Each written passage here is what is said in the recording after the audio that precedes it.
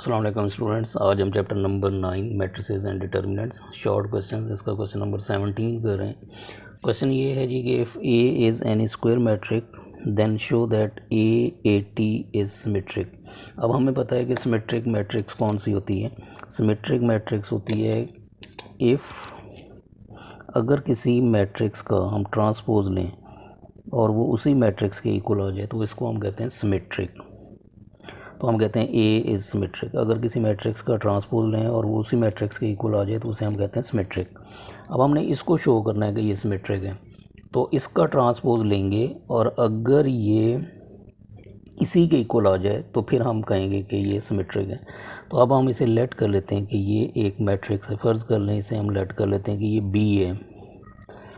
अब हमने बी का ट्रांसपोज लेना है, अगर वो बी के ही इक्वल आ जाए तो फिर हम कहेंगे कि बी जो है वो सिमेट्रिक है या ये जो मैट्रिक्स है सिमेट्रिक है। अब हम लेंगे इसका transpose, B transpose is equal to A T का ट्रांसपोज। अब ट्रांसपोज में आपने एक बात याद रखनी है कि ए बी का जब हम ट्रांसपोज लेते हैं तो ये इक्वल टू होता है बी टी और ए टी। जब हम इसका ट्रांसपोज लेंगे तो बी टी और ए टी आएगा। जब हम इसका ट्रांसपोज लेंगे तो ये आ जाएगा ए टी का ट्रांसपोज और ए का ट्रांसपोज। अब ए टी का ट्रांसपोज क्या आएगा? ट्रांसपोज का जब हम ट्रांसपोज लेते हैं वो आता है ए और ये आ जाएगा ए टी, वैसे ही रहेगा। अब ए टी किसके इक्वल था? ए टी इक्वल टू था बी के। तो जब हमने बी का ट्रांसपोज लिया और वो बी के इक्वल आ गया तो हम ये कहेंगे कि बी इज़ सिमेट्रिक। तो जब बी सिमेट्रिक है तो बी किसके इक्वल है? बी इक्वल टू है बी इज़ सिमेट्रिक। अब बी किसके इक्वल है? बी इक्वल टू है ए टी। तो इसका मतलब है कि ए टी इज़ सिमेट्रिक। तो ये हमने शो कर दिया कि ये सिमेट्रिक है। जी स्टूडेंट्स, उम्मीद है समझ आ गई होगी। नेक्स्ट क्वेश्चन है जी, फाइंड के इफ़ ए इज़ सिंगुलर। हमने ये फाइंड करना है और ये हमें पता है कि ये मैट्रिक्स क्या है? Is singular matrix. अब सिंगुलर मैट्रिक्स का आपको पता है सिंगुलर मैट्रिक्स कौन सी होती है? सिंगुलर मैट्रिक्स होती है जिसमें डिटर्मिनेंट क्या हो? Zero. A is singular matrix.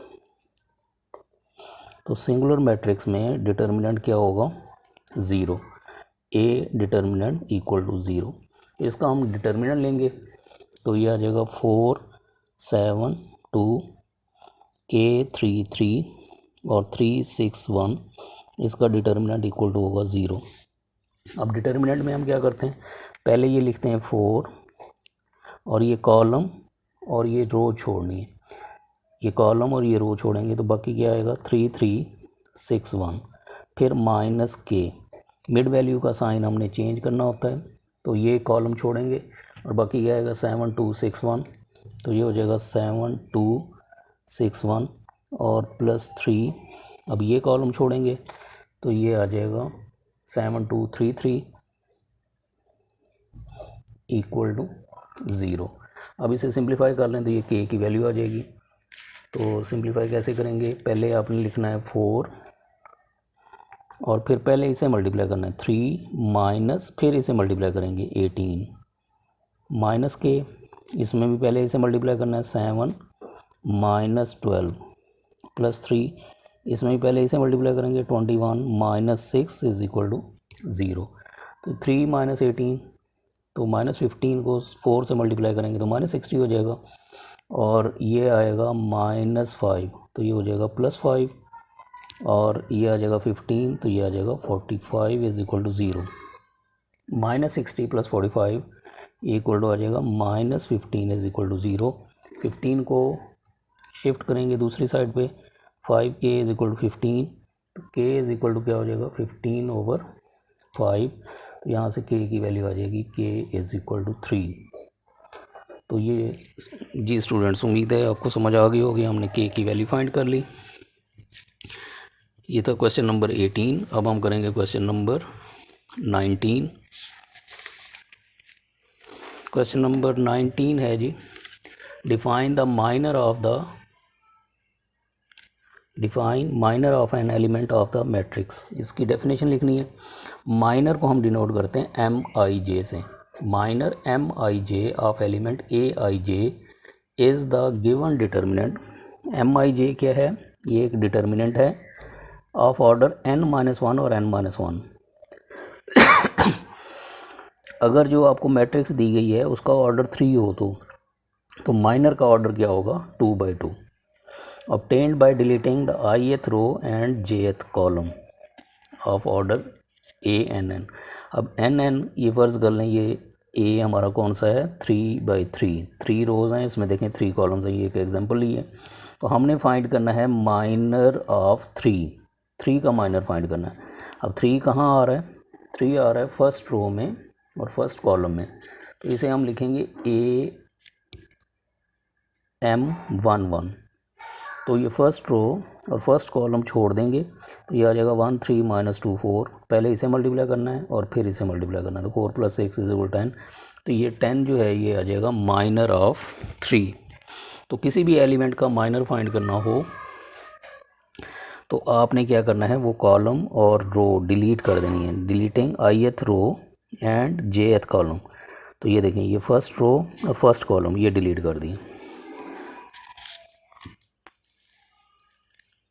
Next है जी question number 20। Define a cofactor of an element of a matrix.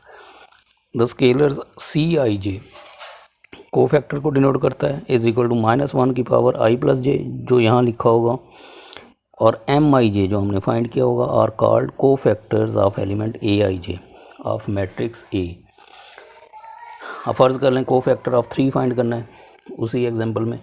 तो ये 3C11 -1 की पावर 1 + 1, और M11 कितना हमने फाइंड किया था ऊपर वाली एग्जांपल में 10।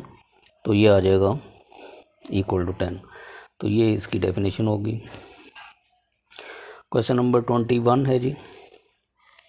Without expansion verify that alpha beta gamma, beta plus gamma, gamma plus alpha, alpha plus beta और 1 1 1 ये 0 के इक्वल है। ये आपको हमने प्रॉपर्टीज़ पिछले लेक्चर में भी हमने पढ़ी थी। उसमें ये था कि हम किसी भी कॉलम को दूसरे कॉलम में ऐड कर सकते हैं, किसी भी कॉलम को दूसरे कॉलम में ऐड कर सकते हैं। तो हम ये करेंगे कि इस कॉलम को इस कॉलम में ऐड कर दें। अब ऐड करने से क्या आएगा वो हम देख लेते हैं।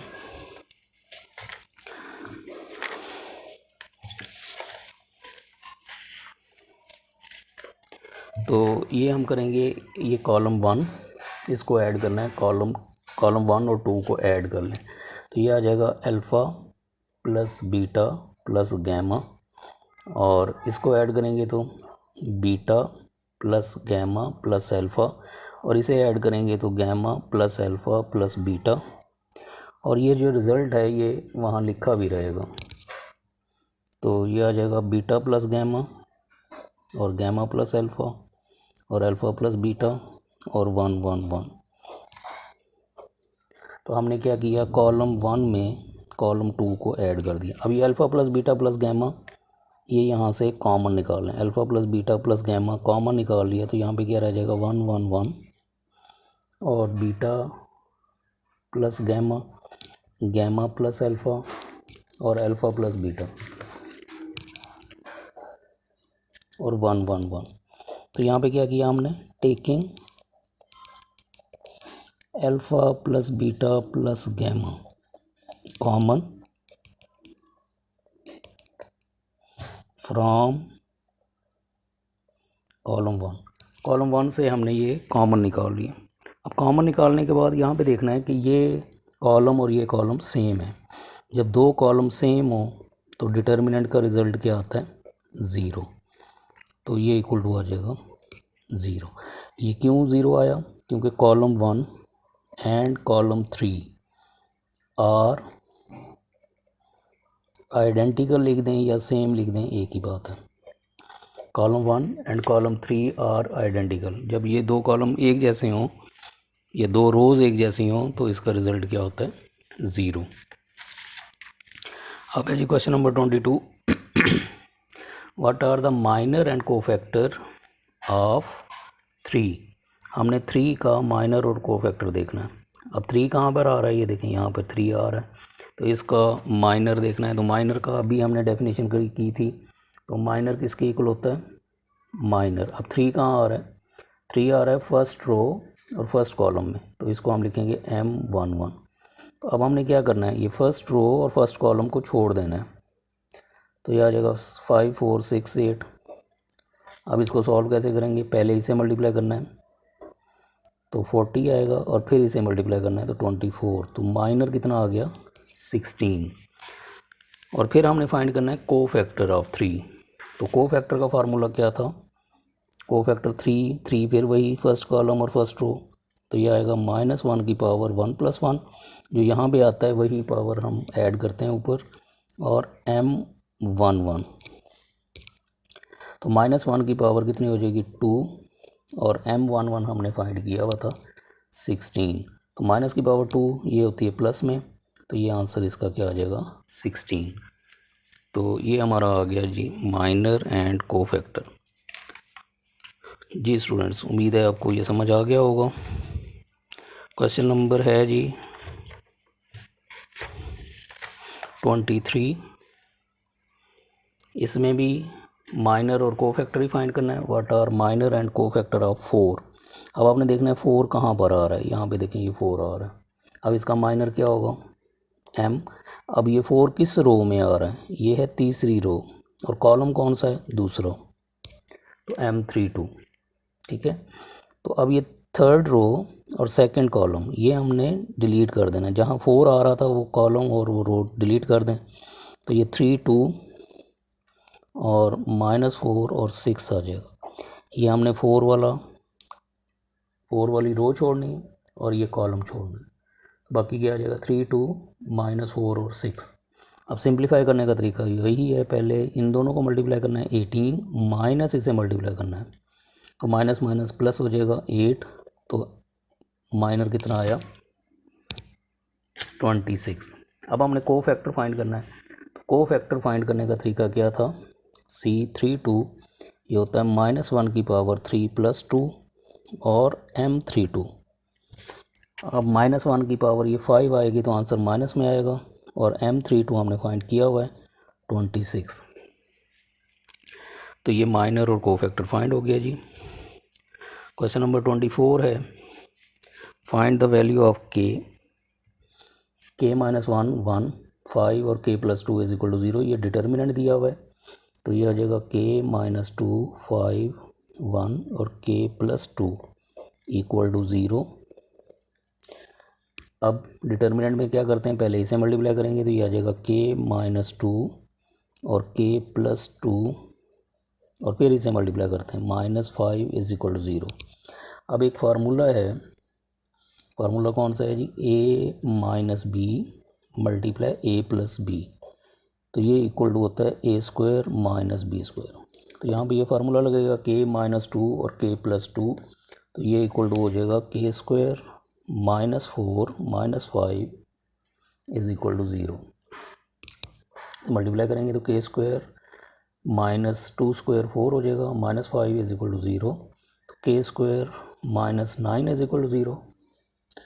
k² किसके इक्वल आ जाएगा, k² इक्वल टू होगा 9, तो k = √9, तो ये इक्वल टू हो जाएगा +-3। जी स्टूडेंट्स, उम्मीद है आपको ये समझ आ गई होगी। 9 को इस साइड पे लेके आएंगे और फिर k फाइंड करना है तो इसका स्क्वायर रूट लेंगे, तो k = हो जाएगा +-3। ओके जी, अल्लाह हाफिज़।